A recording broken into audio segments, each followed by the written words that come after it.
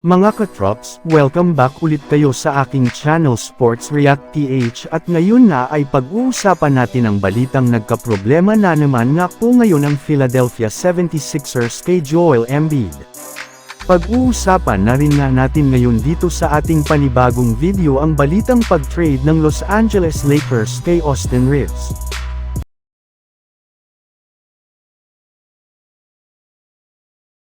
Nakabawi na nga sana mga katrops, ang Philadelphia 76ers sa kanilang mga nakalipas na laban matapos silang makaangat sa ika-12 pwesto sa standings ng Eastern Conference.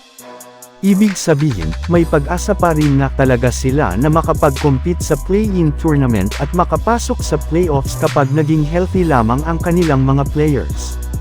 Subalit mukhang malabo rin naman iyan na mangyari sa pagkakaroon muli ng bagong injury ng kanilang superstar big man na si Joel Embiid sa kanilang game ngayong araw laban sa Indiana Pacers. Ayun nga sa lumabas na balita, nagkaroon nga daw si Embiid ng sinus fracture matapos siyang masiko ni Benedict Mathurin ang kanyang ilong habang sila ay nag-aagawan ng rebound bago ang halftime. Ininda nga ito ng husto ni Joel Embiid at bagamat man nananatili siya ng ilang minuto sa loob ng court ay agad rin naman nga siyang maagang umalis sa kanilang laban at hindi bumalik pa.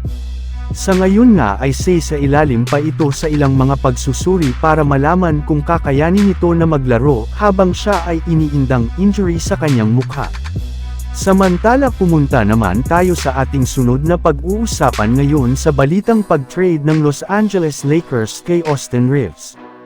Ayon nga kay Brian Windhorst ng ESPN, wala rin naman nagdaw pong indikasyon na magre-request ng trade si LeBron James ngayong season kahit ilang mga trade rumors na ang nagsilabasan dito kagaya ng balita na interesado nga daw ang Golden State Warriors sa pagkuha sa kanya.